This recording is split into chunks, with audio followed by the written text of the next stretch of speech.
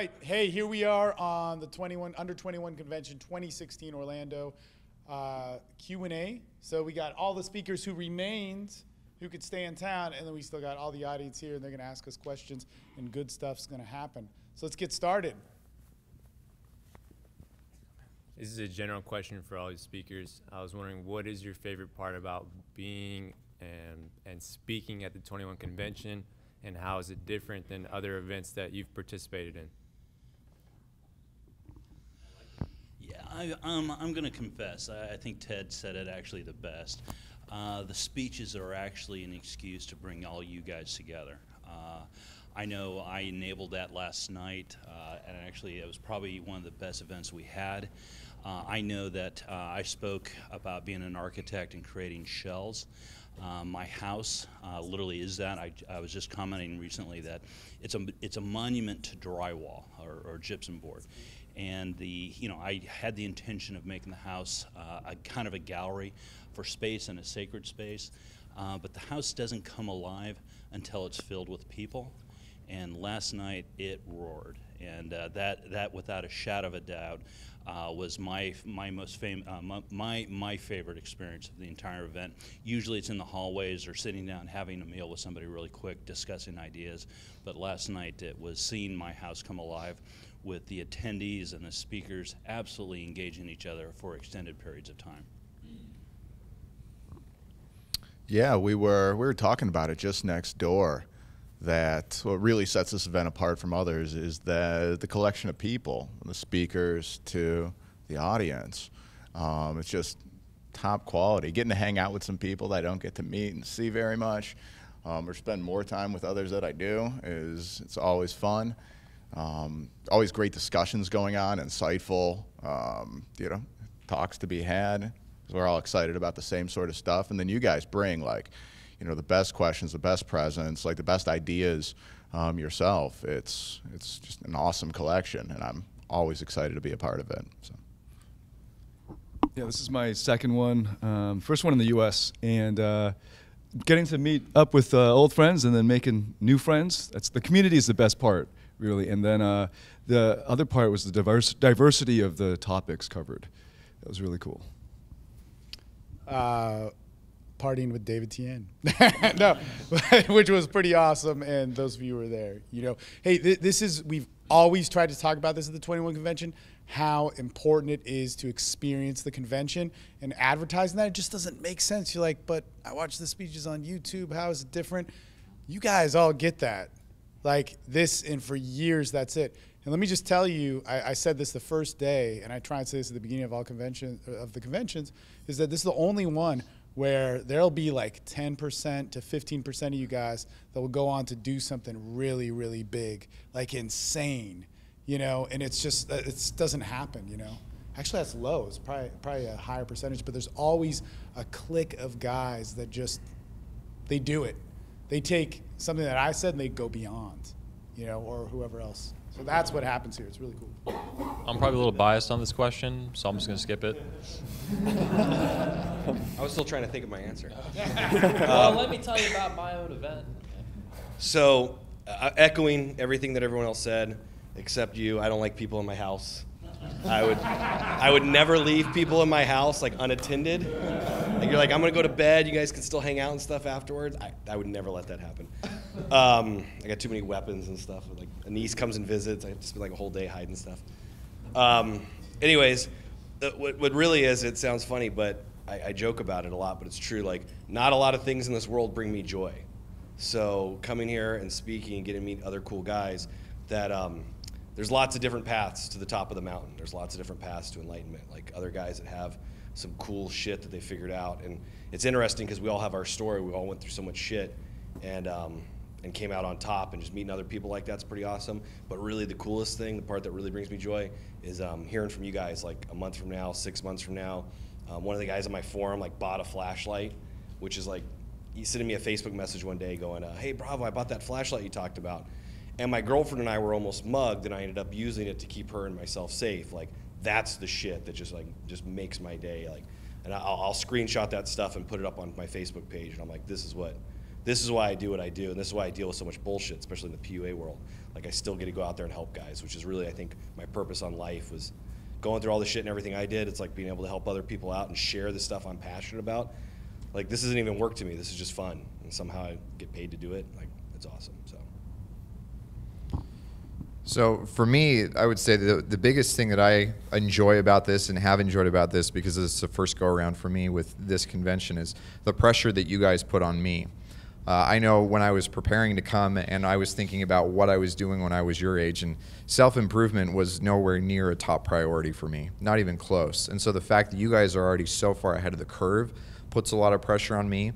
And then the conversations that we've had in the halls or last night or just kind of back and forth, the level of questions that you guys ask, the sincerity with which you ask them, and your willingness to actually engage with me on the answers is so indicative of the fact that you guys take this stuff seriously, as opposed to it just being kind of a passing hobby or something that you're kind of, I may be interested in, but I'm not really willing to sacrifice for. I go to other conventions where guys put skin in the game financially, but I can tell that mentally and emotionally you guys are putting skin in the game too.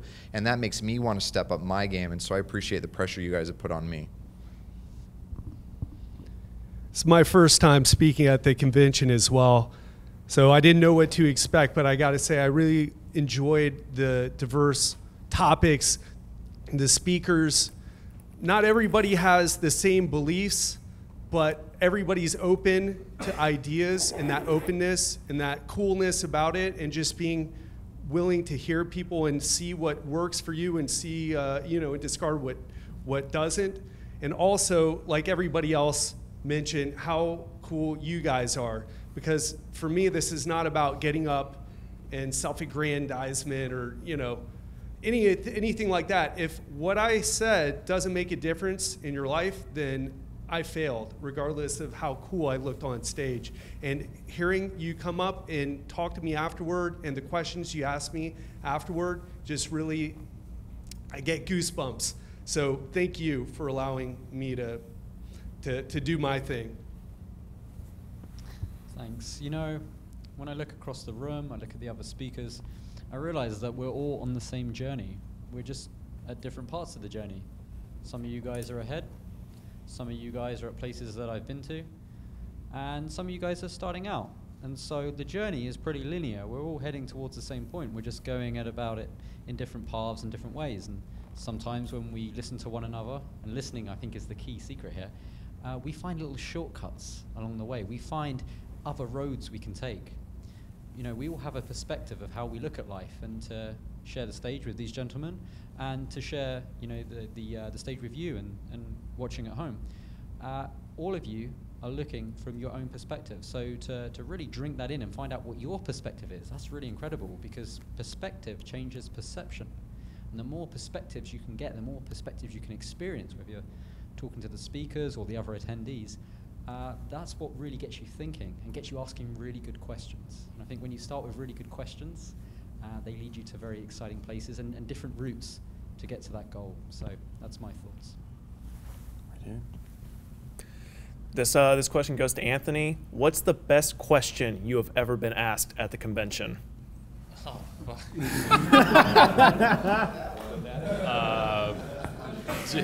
good question. Yours. I don't even know. I've done the events so long. It's been 10 years now of running the company and 9 years of events. I've gotten a lot of questions over the years. So off the top of my head, I don't even know where to start, dude. This is the 12th event. We've had 100 speakers now all over the world. And yeah, the best question, maybe yours.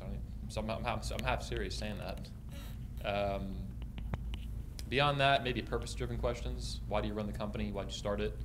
It's a simple question a lot of people ask, but it's important to ask, and it's always a little bit different, I think, when each person asks it. It's always worded a little bit differently, and they're coming from a different place.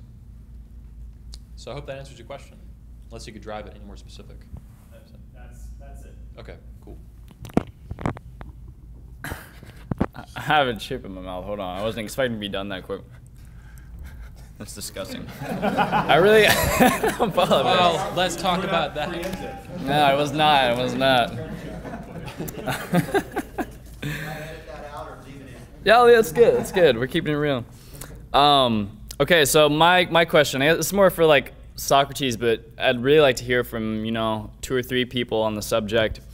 How do you, feminism, it's kind of, when you hear about it and you don't really know much about it, it's kind of easy to be like, oh, like, these evil women, and, it's like, now I'm like, it's the enemy type of thing. And I don't know, I think that's like a toxic way to view it. So, I mean, how's it healthy to know about it and navigate it from like a healthy way and not, come and end up like hating women after, kind of like learning about this stuff?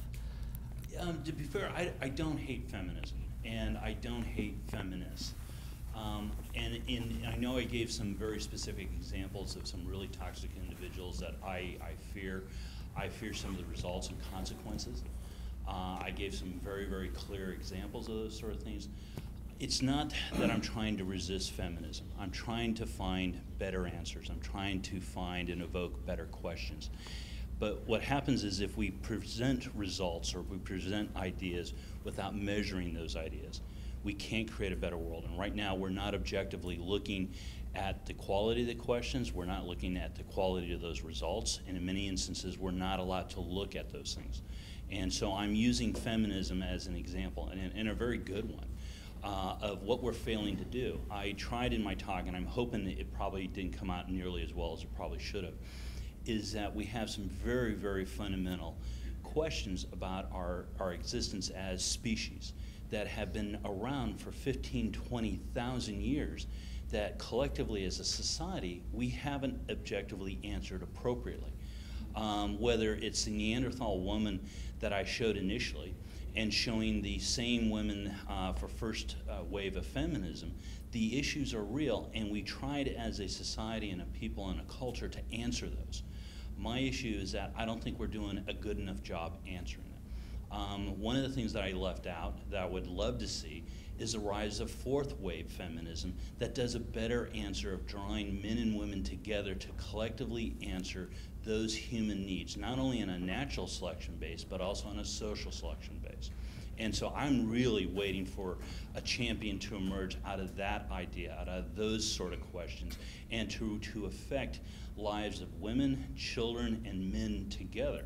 And part of that is to look towards what's succeeding and what's failing, and to draw better conclusions from them, and then in comparison, ask better questions. How can we resolve this better? It's not feminism in and of itself. I'm not anti-woman, I'm not anti-feminist, but I am against the conclusions being drawn and being put forward by some of these people and by these organizations. And many of them stand as phenomenal examples of what not to do. Okay, I have to do that same thing with my own life, and I think in some of the discussions I've had with some of the speakers, I know some of the questions I'll personally have with some of them as well about what am I not doing right in my own life. I think physically I represent failures in my own life. You can physically look like, say, I'm not a healthy individual. What am I doing wrong? What are the things I need to ask? What are the questions I need to ask? And I think Ted hit on a great one, that I know next week I'm going in for a sleep study because I don't think I'm getting quality sleep, whether it's sleep apnea or any of these other things. I know I destroyed myself physically trying different weight loss programs. I know, working out, I've done phenomenal things on that and not had the success.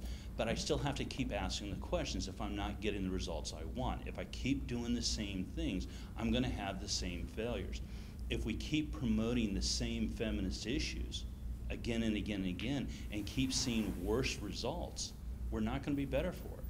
And so that's my argument with feminism and culture, and what's the wedge being driven between men and women that should not be occurring to have normal, natural relationships.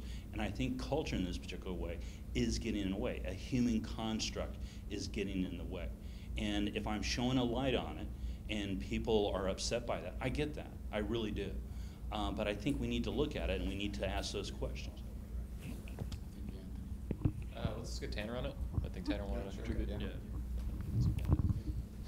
So I'm of the opinion that any ideology that's based on being opposed to something as opposed to promoting what it is actually in favor of is a losing ideology. That's where you get neo-reaction or anti-feminism or anything that's actually designed to be opposed to a decline or any sort of opposition, and it's designed to fail. So rather than being focused on being opposed to the negative aspects of feminism, we are better off focusing on being pro-masculinity and pro-traditional femininity and being able to build ourselves up in ways that we become the kind of men that we want to be. And I believe firmly that people attract the kind of people who they're most like. And so if you have guys who are the bottom of the barrel and women who are bottom of the barrel, they're going to attract each other. Whereas if you focus on rising up as much as you can, then you're going to continue to attract women who have risen up to that same level, just in that feminine aspect versus the masculine aspect. And so rather than, and I mean, I don't blame it. I went through that same thing myself, where I went through these kind of weird realizations that the world wasn't what I thought it was, what it was supposed to be. You kind of dive through the red pill rabbit hole and you find things like the manosphere or the pickup community or anything else. And you take the red pill and you go, well, what am I supposed to do with this? And it's very easy to stay in that negative realm, but it doesn't do you and it doesn't do society any good. Whereas if you focus on, this is what I'm going to build, this is what I'm going to accomplish, I'm going to find societies and I'm going to find cultures, because I live in a culture that very much focuses on being pro-family and pro those traditional aspects. And so for me, I'm working on preserving something that exists, that I'm used to, as opposed to trying to rebuild something that's completely lost, which is what a lot of you guys are used to. So kind of like what I talked about yesterday, find your tribe, and that applies to more than just style. Find your tribe of people who are like-minded with you philosophically, and people who are actually going to be pro-masculinity or pro-traditionalism as opposed to anti-feminism. And then that way you'll have much more of a positive effect than you would otherwise.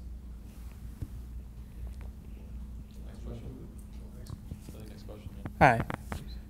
So I wanted you guys' advice on my life situation. I'm 23 years old, and for the past year I've been working for an accounting firm, and I hate my job. My first job out of college, and I don't like the city in where I live in. So I plan on this next month quitting my job, and I plan on moving to LA. I decided I'm gonna live where I wanna live, and I don't wanna work for anyone ever again. And I started selling stuff on Amazon for a little bit of money, and I wanna have my own business. But I feel like I have hobbies, but I have no expertise in anything. I feel like you guys are all 10 years older than me. So what advice do you have for me to go through this adventure journey?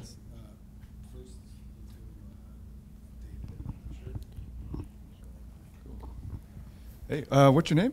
David. David, hey, I love that name. That's an awesome name. So you have Amazon, you're selling stuff on Amazon and what other places? That's it. And Amazon, okay. It's very little money. Are you making, it's very little. Yes. You're not replacing your income. Do you know how much you would need to keep living? Like along the lines you're living in? Yes, and I have enough money saved up to live between 6 months to a year. Oh, you have 6 months to a year? Yes. Okay, great.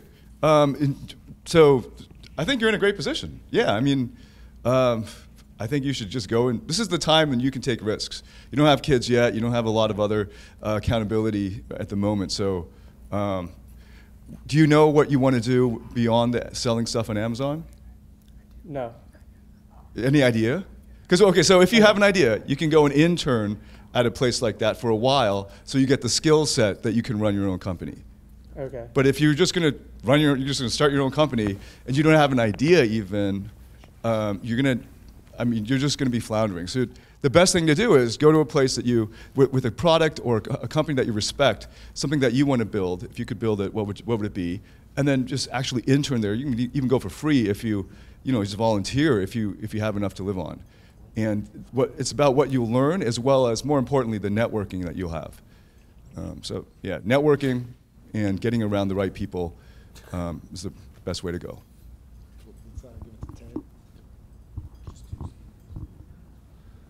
Yeah, David, I was in a situation similar to yours, and I didn't tell that story because I had limited time, but what David said was critical. But what I'll tell you with respect to, you said you weren't an expert in anything. Nobody starts out as an expert, but you do have to find either something to get passionate about. You said you didn't want to work for anyone else. Is that what you said? David did bring up a great point in that what I heard you say, what I interpreted what you said is you don't like the culture, and it's an accounting culture, and I can only imagine what that's like, right? But you can find a place that has a different culture, a culture that you resonate with, instead of the cutthroat, work 80 hours and don't sleep, and we need to get the books done, and so we can make money type of culture. So you can do that, but you can also become an expert. And so one way that you can do that is by interviewing people that you're really interested in what they do. In fact, 2 years ago, even after 17 years of experience as a health and fitness professional, I started asking myself, well, what else could I do here? And I started on that path. So if you're interested in doing the online thing, that's a way to do it. But definitely make sure you have a plan and don't just throw caution to the wind, even though you do have some money saved up. I hope that's helpful. Next question. Hi guys. The question I had was, all of us are in the middle of our journey to be like the best man or the best person we could be. And looking at you guys up there, we kind of see like an end result. You guys are at the end of this journey. But my question was, what's your current obstacle right now, so that we can get like a sense of like where you guys are? And we have our obstacles, but we see you guys as like the end result. But what are your current obstacles right now? Okay. So yes, we are the end result. We don't get any better. This is what you aspire to. Yeah. Once you hit our level, just end it. And none of you will ever hit our level. So obviously we're joking, or I'm joking. Yeah. So, like you said earlier, we were talking about with jiu-jitsu too. Like, imagine starting martial arts when you were like a kid or something. Like we're actually a little jealous of you guys that you get to do this stuff when you're younger. I mean, I hit it when I was like in my 25, 26 is when I started after my divorce. But even that, I mean, some of you guys here are under 21. I mean, fuck, what were we doing? We were like still teenagers, 18, 19 years old. I was doing this. Yeah, well, besides you. drink your coffee. So really for me, it's interesting because like I've been thinking about this for the last several months, so actually almost a year now, about moving past Bravo PUA, because like that's kind of something I needed to get into just for myself, just to survive. I needed to learn this skill. And I did, and then I got really good at it, and also because I've experienced teaching and stuff, I started working with some guys that were on the forums and going out with them and helping them out. And I remember like the first little mini boot camp I did with my old wingman, the next day he was like, oh yeah, man, this is it. This is the stuff we're gonna do. Like, we're gonna do this stuff. And a year from now, we'll be teaching this stuff. And I know how hard it is to get into all these kind of things. And I was just like, yeah, sure. And in my head, I'm like, there's no fucking way. There's no way like I'll be able to get into this and make this a job or anything. A year later, I was working for the guy who wrote the book, The Game. So it did happen. And then I did that for a while. I worked there in California and LA, and it's not for me. And then when things went the way they did, I started my own company. And that was like 6.5 years ago. And I still love teaching what I teach and love helping guys. But like we slowly started adding like more skills to it. Like last year was the executive protection class we did, where we did like edge weapons, improvised weapons, like bodyguard work and all this stuff. I mean, it was just weapon disarms, all this cool stuff with my buddy. And then this year in September, we're doing the survival class where we're going out to the woods and teaching all that stuff. So really, I was just like, these are new things I want to start doing and like learning for myself. And it seems like the more I expand and the more cool stuff I'm into, like even just like today, like I've come and spoke before, and the first topic I did here at the 21 convention 5 years ago was online dating, which is one of my specialties. And then we kind of just did an extra little like firearms talk. But specifically what I came for this time was like the self-defense talk, which is really what I was doing before I even got into pickup. So I just kind of see like we're constantly evolving and adding new things to our life. We get kind of bored or burned out on one thing. We see that that's just like a puzzle piece to the bigger overall image. And I see all the heads nodding too. Like we're like, okay, this is the next thing, and this is actually the higher level. And so that's really like once you understand the kind of that formula, like I embrace it. Like I love coming to things now and like being able to be a beginner again and like learn things. And the more you do that, the better and faster you learn those new skill sets. So like even just coming here and seeing the speakers, I already have a handful of ideas of new things I'm going to start implementing. So I'm in that process. Bravo PUA is going to maybe get retired, and StephenGrush.com, above all things, be a man, is the website I'm currently working on, which will be just kind of everything that I teach that I'm into and write about. So.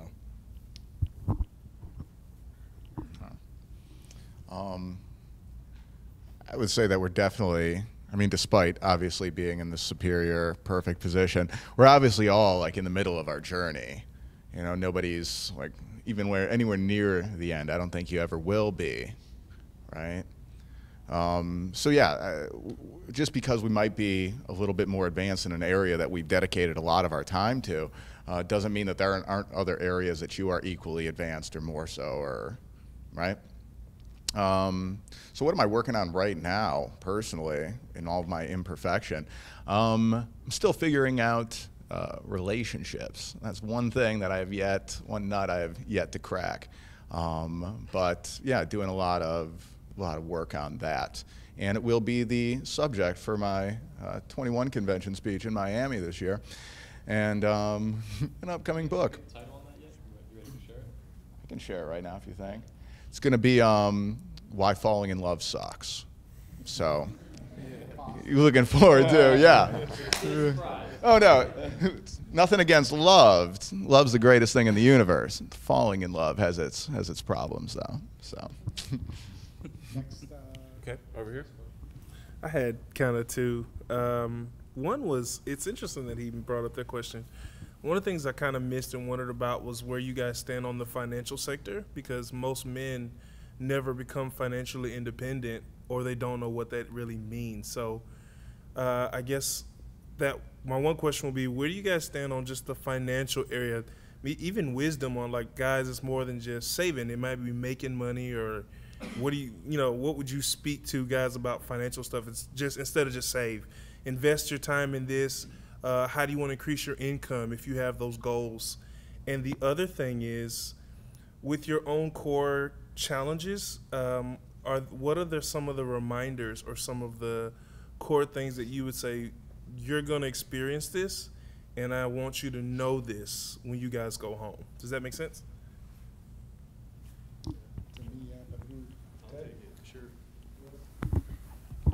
So if you remember from the very beginning of my talk, I've had the pleasure to work with some very financially well-off people, and had a lot of dealings with people like that in Miami. And I'll tell you, there's a line between making a lot of money and being broke. Money does not buy you happiness. It's a cliche, but I've seen some of the most wealthy, miserable people in Miami Beach living it up, downing bottles of champagne. So what I would say is, you definitely have to find a way to, I mean, if your goal is financial independence, you definitely have to find a way to make money, right? To afford to come to places like this, to go do the things that you want, to be healthy, to afford good quality food, all that stuff. But at the end of the day, you need to be, there needs to be a balance between what you're passionate about doing and how much you make for that. But there's a tremendous opportunity.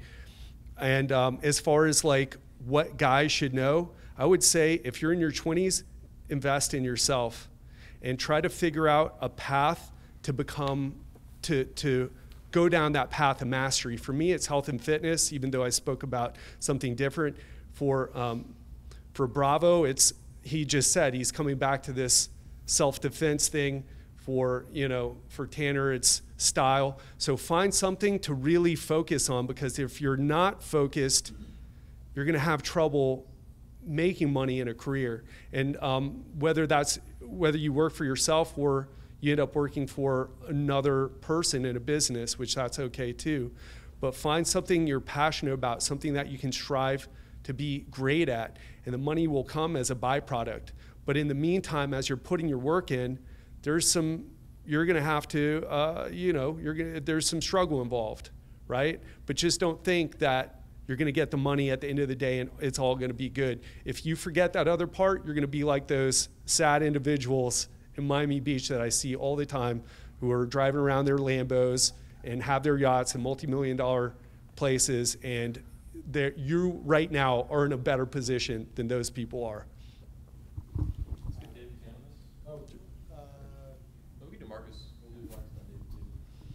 Just a quickie. That's what she said.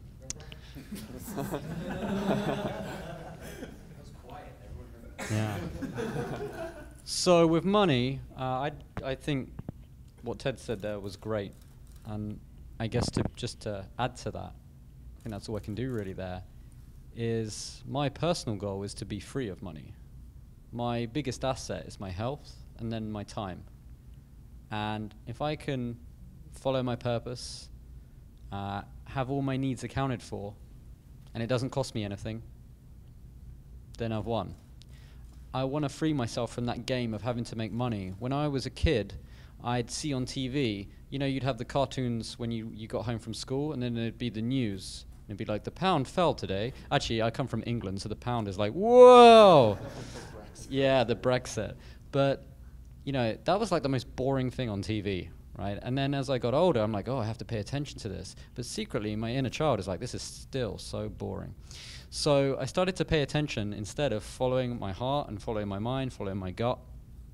Money is like ether. It's like invisible. Money doesn't exist. You may have heard that before.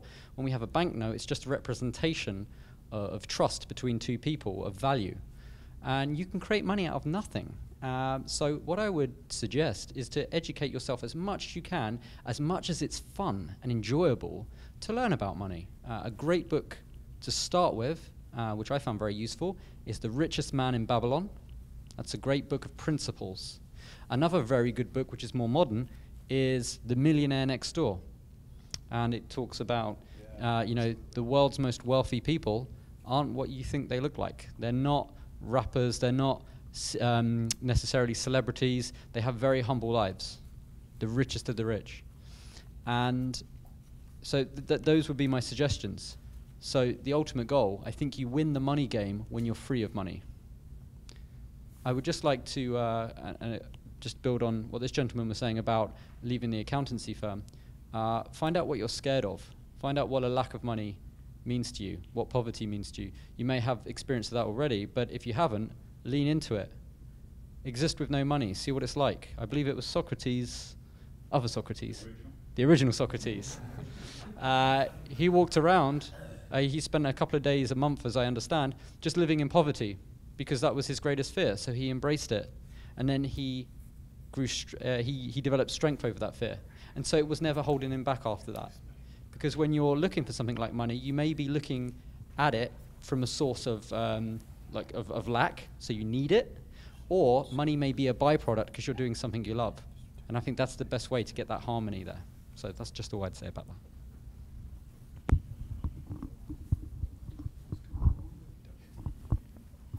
Cool.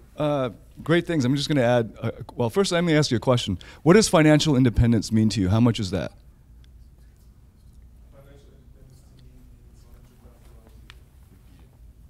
Oh, so he said, okay, so he said $100,000 a year. Okay, cool. So on that note, on that goal, I think it's quite attainable, and to the point where you can have a lifestyle business, still have lots of leisure time, and yet because of the power of the internet, you could make the $10,000 a month. Now, here's the key.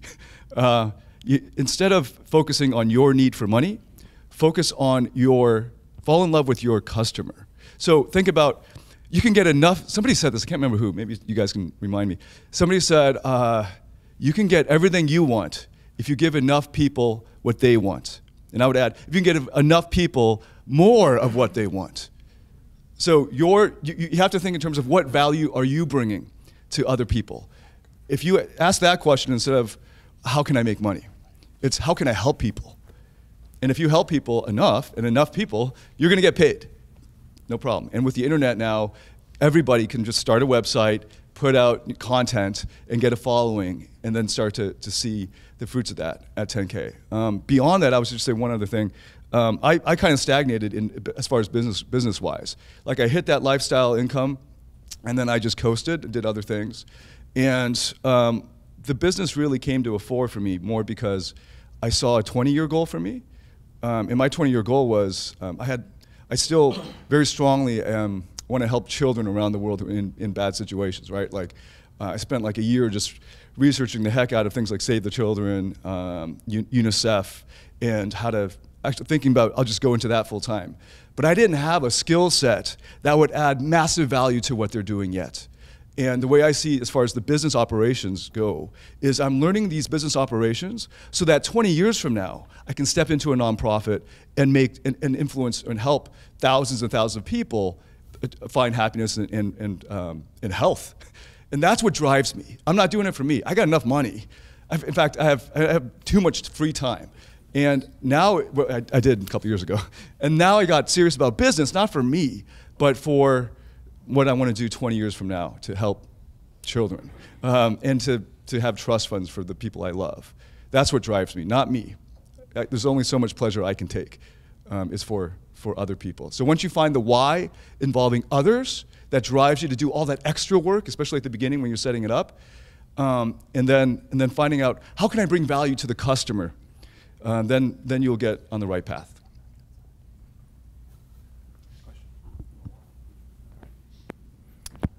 I have a question about fathers.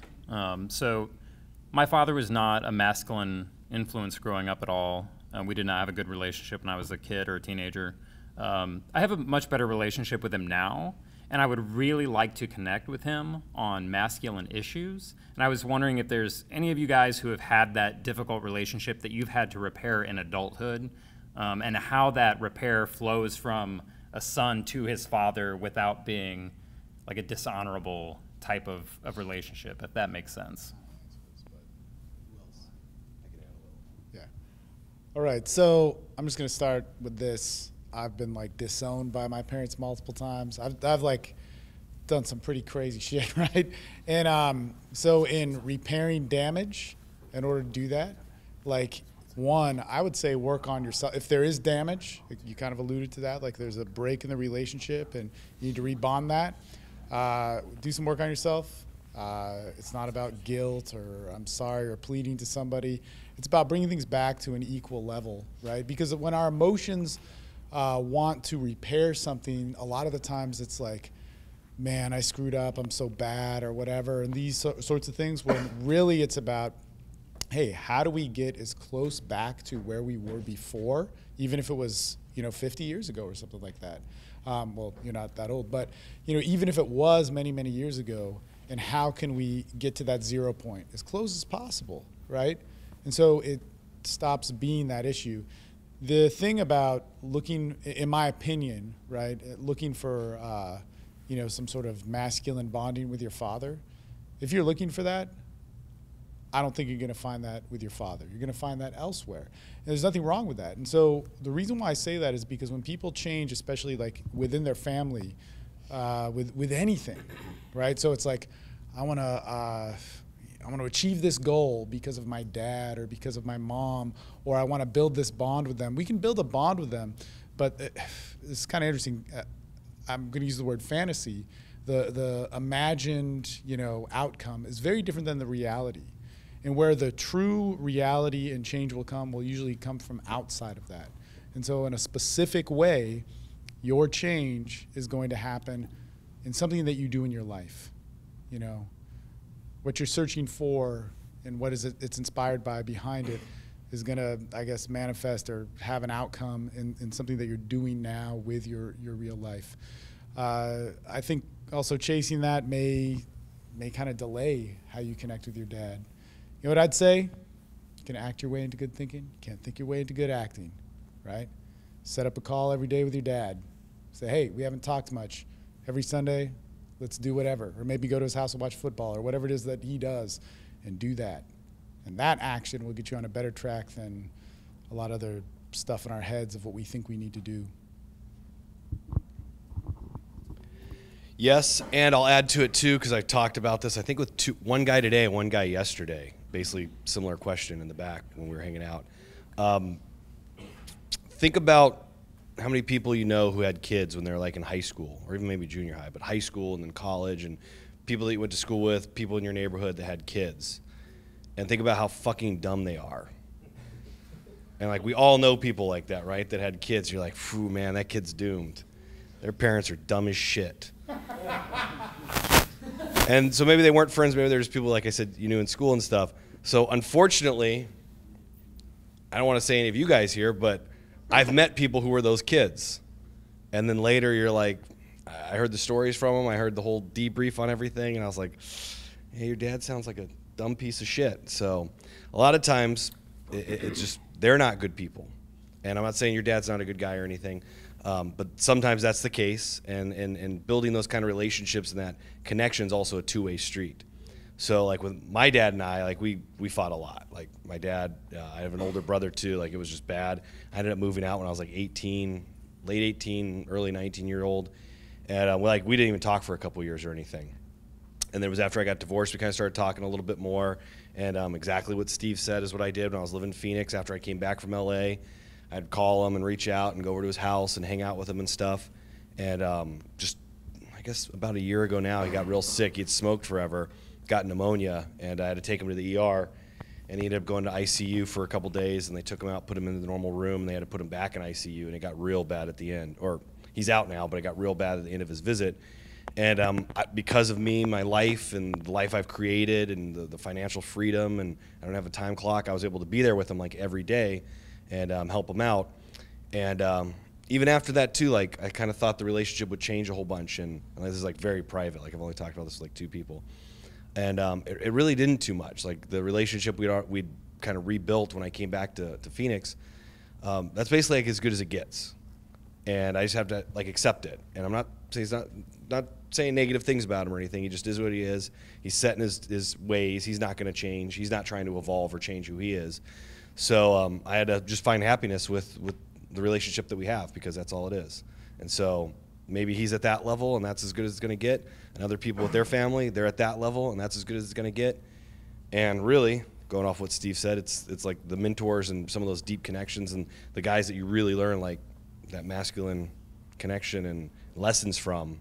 I know for me, it's come from other places: martial arts, tactical training, military guys that I've worked with, cops, law enforcement, stuff like that. Those are the guys. It's not something where it's just like a fire hose where it's just tons and tons of stuff. It's just like a lesson here, a lesson there. And the more that I go out and do these kind of things, I just keep adding like little nuggets here and there. And I look at those kind of guys too, and I'm like, that's the type of guy I want to be like. And then whether they know it or not, they become mentors of mine. So does that help? Okay. So the first thing, I actually want to make a comment to this gentleman back here. I want him to know specifically, after you guys having made all these great comments about the financial aspect, I want to say I'm 28 now. I've made over $100,000 since I've been 19, $100,000 a year, and I'm in the same exact room that you are, sitting in the same chair. That, I hope that exemplifies exactly what they just said. I mean, it doesn't mean shit. But. And you did not pick up Wawa yesterday for us too. That's kind of, we went with you, maybe we hung it would out. have been better. You got a tuna sub and you didn't spread the wealth? So this question is probably going to go to Sasha. I stumbled upon the 21 convention through pickup videos, and it was some of Sasha's pickup videos. One of the things I realized is that, and what it seems that Sasha has gotten to, is that the pickup industry is really just exposing deeper issues within ourselves, of finding ourselves and becoming ourselves. Is there any value to exploring the pickup industry and kind of staying with that for a little bit? Or is it better to just say, screw it as a whole and say, I'm on life coach mode. This is really where I need to be. It's going to be a really short answer. Yeah, just get what you want out of it and get the fuck out. That's it. So if you need to overcome, okay, rejection, or you're worried what girls are going to say, or you just want to get a little bit better at flirting or whatever, like there's always some piece, you know. Same, like I came in halfway through the other question, but I had no dad. He left when I was 3. I was absolutely clueless. I had to figure all that stuff on my own. So it has its lessons for sure, but the problem is with anything else, you don't want to go in there and just, that's your life forever. Like, that's horrible. I've met guys who are literally, they've been doing it for years and years and years, 5 years, 10 years, longer, and they're stuck in it, and they haven't gotten the lessons and gotten out. Go in with a goal of what you want to learn, get it done, move on with your life. It's weird. It's weird to be obsessed with women and having sex with girls for years and years and years. It's weird, it's imbalanced, and it will ruin your life. Get in for a couple years, do what you got to do, get out, and move on. Simple as that. And to quickly add, because big time PUA guy, obviously with my background, to me it was, I needed it. After my divorce, like I needed it. I needed to figure out this area of my life with women, and it's a symptom of a larger overall issue. So that, I was like, I need to work on that. And then when I started working on that, I was like, well, actually, it's not that. That showed me I need to work on this.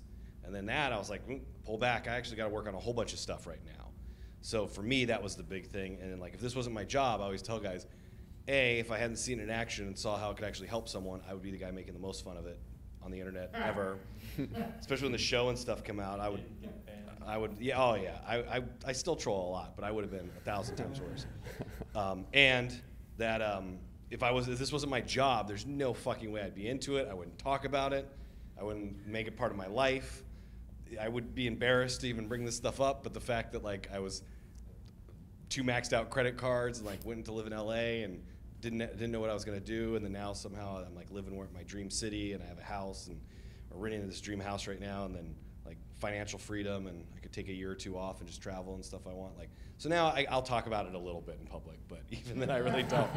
So, but you guys aren't in our shoes, so don't get in, get out, get what you need. Just like almost anything else in life, unless it becomes something you're super passionate about, then stick around a little bit longer. There's just 7 minutes on the Q&A. Let's actually take at least one question off YouTube. And Okay. Move it back here. And that's actually 2 minutes short, so if we hit zero, still go for a minute. If there's not one ready, we can just go back. Let's just go live and then later. Yeah, you got it. All right. Can I sit there, dude? Just I need to sit. I need to sit. So here's the coolest thing that's just happened. You're gonna love this, Steve. Guess who's asked the question? I won't love it. Who? That would be awesome. He's our best. That would be awesome. He's our best commenter. It was actually Bruce Wayne himself has asked the question in the chat. No, his real name's though Gordon, and here's the coolest thing. You guys don't even need to answer this question because the guys in the chat have answered the question, I believe. But we can go over it, and I think that shows the power of what Anthony's built. And yeah, so the question was, it's just a simple question which you guys will hear all the time. Like, how do you get over jealousy in a relationship, especially if your partner flirts with others, albeit innocently? And basically what the guys in the chat are saying is that what you just touched on, Stephen, and that it's a symptom of his self-esteem. And yeah, the guys have pretty much wrapped that up in the chat and helped him with that, which is just makes me like really proud. So I don't know if you want to add anything to that. David? I'm gonna answer. Yeah, great answer. I would add, okay, so Anthony just gave a talk on psychopaths. I talked about dark triads, right? I talked about dark triads.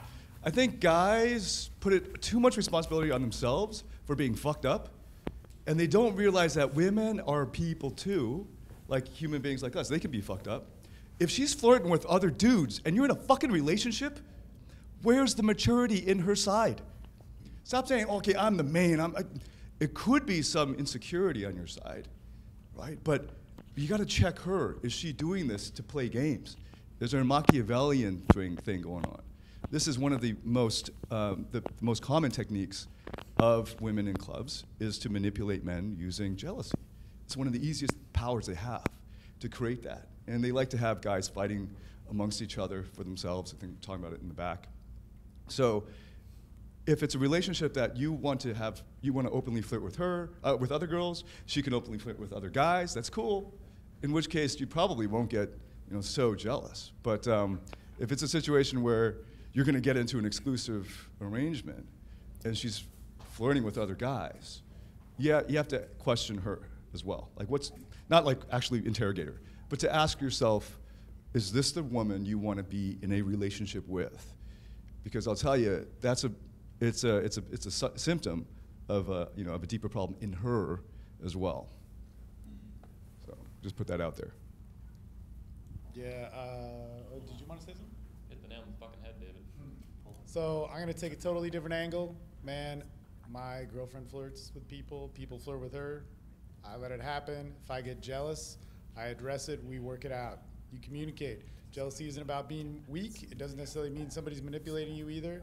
That could be. So you have to determine. I mean, you see there's a range of stuff here.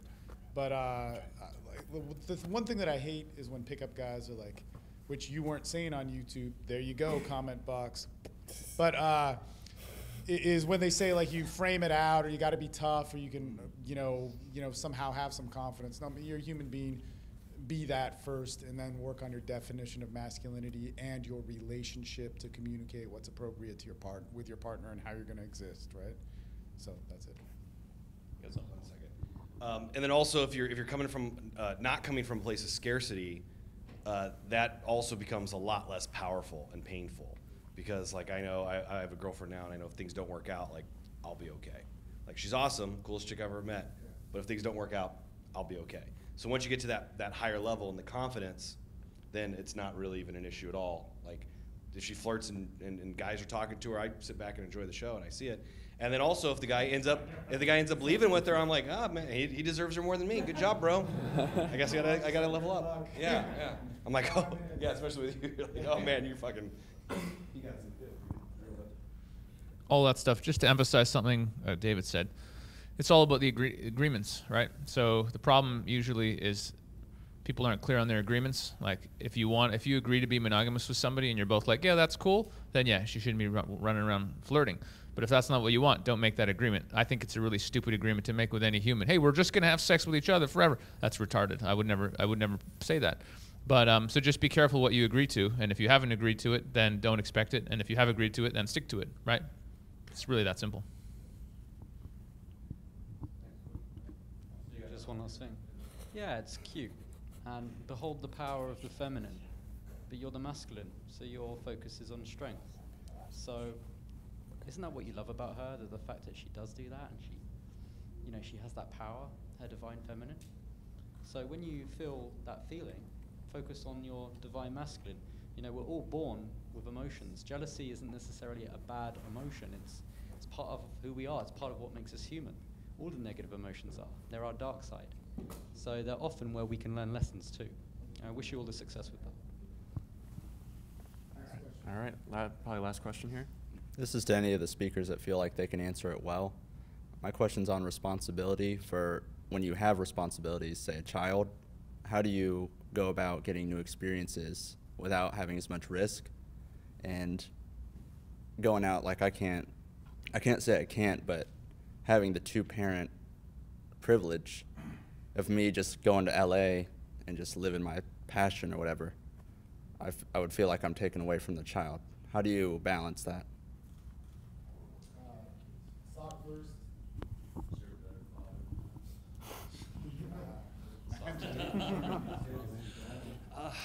This is going to be tough. I'm a new father, very, very late in life, and I avoided that responsibility because I was afraid. I had sincere fears. I think those fears were well-founded, and I was also deeply, deeply intimidated.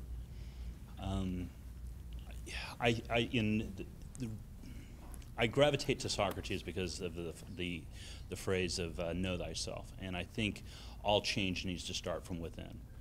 When you enter relationships, it's no longer about yourself. It's about you, it's about your partner, and it's about the relationship.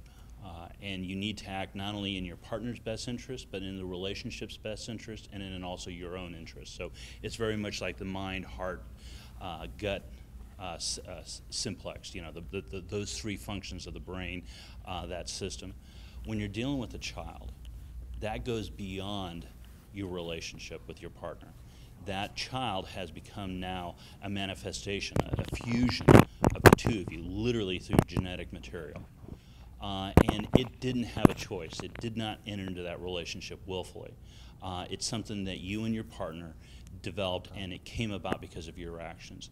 You then become responsible for that individual. If we talk about relationships requiring sacrifice, I would sit down and say your children require greater sacrifice. You know, I think in many instances we, throughout all cultures, would look at parental sacrifice, both male and female, feminine and masculine, sacrificing for their children is not only normal but absolutely necessary. You're going to have to weigh that individually. You're going to have to look at the context in which you're talking and living and experiencing and how to best address that. I would sit down and say, regardless of the decisions you make and the context you face, choose admirably. And if you do that, you're still going to make mistakes, but you're not going to have regret. And that's something I brought up in my talk, and it's something I firmly believe in, and it's a philosophy I'm taking from others. But it's in the heat of a moment, long-term thinking. Think and choose admirably. If you do that and think in the best interest of your child and pour your resources into the future, into that child, you're going to make good decisions. So,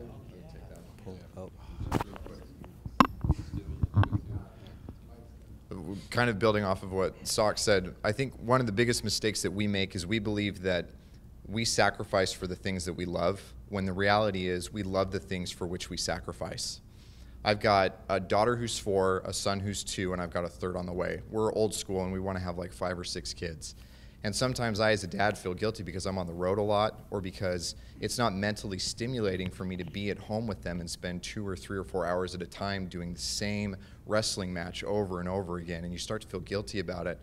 But the reality is if you're making that sacrifice for them, and you find ways to make that sacrifice meaningful for you, then you don't have to chase your fulfillment, you don't have to chase your stimulation, you don't have to try to find that in travel or in building this other empire and doing anything else. You can find it within the unit of your own little family. The other thing that I would say to that is it's your job as a father to provide for them. And so if you are building up your career, if you're doing things that help provide for them, even if sometimes it comes at the expense of quantity time with them, that's part of your job as a dad.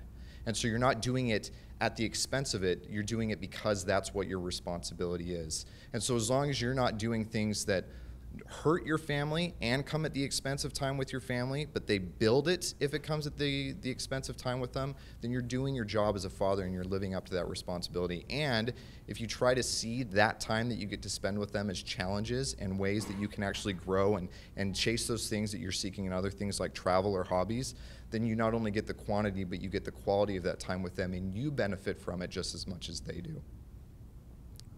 We have time? Yes. You have kids? Me? Yeah. I do. So, how old? 1? 3 years old. 3 years old. You see him, or you're split? We're together still. Okay. Father. And you want to be together? We want to be together. So check this out, man. So when I was 28, I had my first son. He was born, had kind of a crazy relationship. I don't like to talk a lot of shit because both of us made decisions that you have to be responsible for. We had another child, and they're great. They're great kids, man. There was a lot of time where I was around them. There's a lot of time where I was doing a lot of cool stuff when they were born too. And we had good times, and probably things were not done right. There were a lot of crazy things. And I know we've talked about all these like war stories with women. My kids are gone. I don't see them. I was like accused of abuse in multiple ways to the point where I do not see them. And that is what I feel the smartest choice. It's a hard decision. I've talked with, Mike about it quite a bit. A lot of tough decisions there. I have a family now where a lot of good things happen, right? And it's amazing. And I have a lot, right? I have a lot. But I know what it's like also to be like, well, shit, I went into court and child support got stacked on me at $1,700 just because I was unprepared. I know what it's like to have it go up to 3 years. I know what it's like to be into, $13,000 in debt.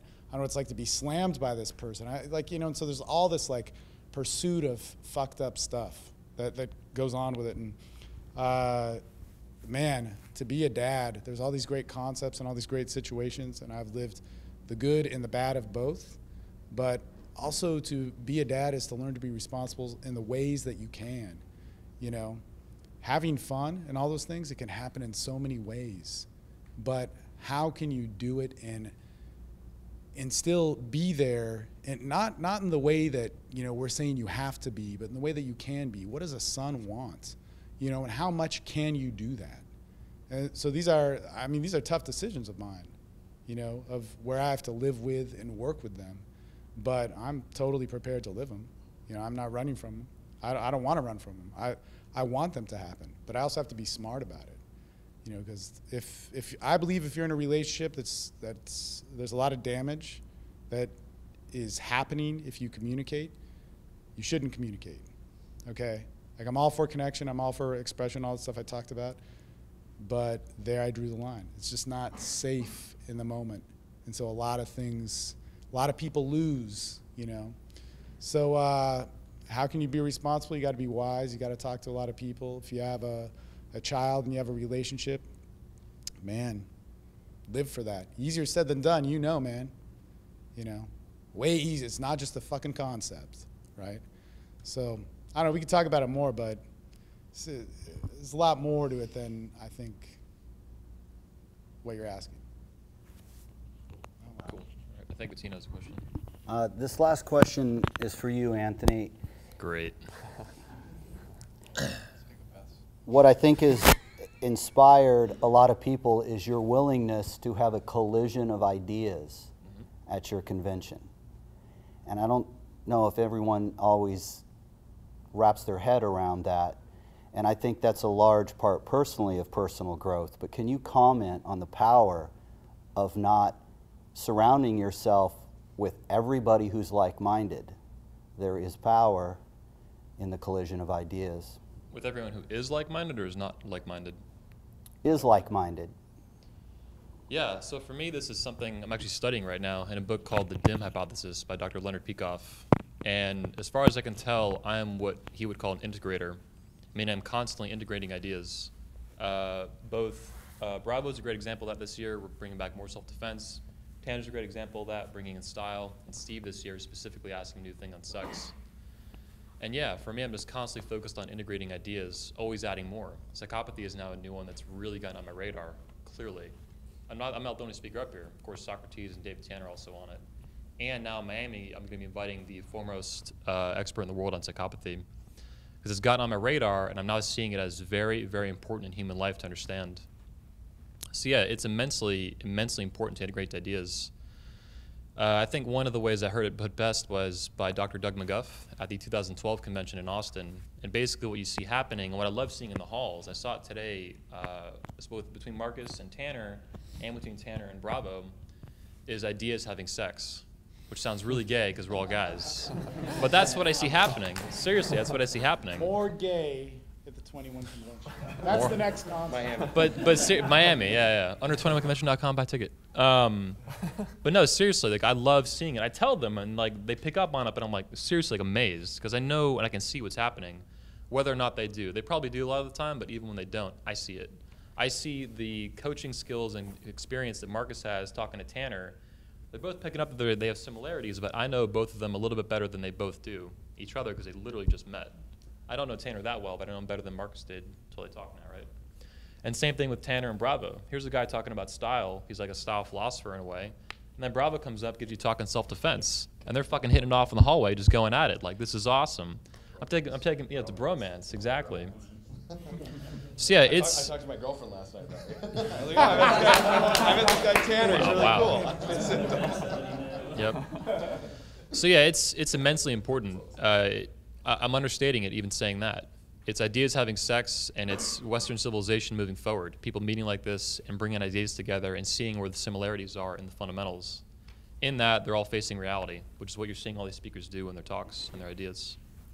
Does that answer your question? All right. Then we're fucking done. Yeah. All right.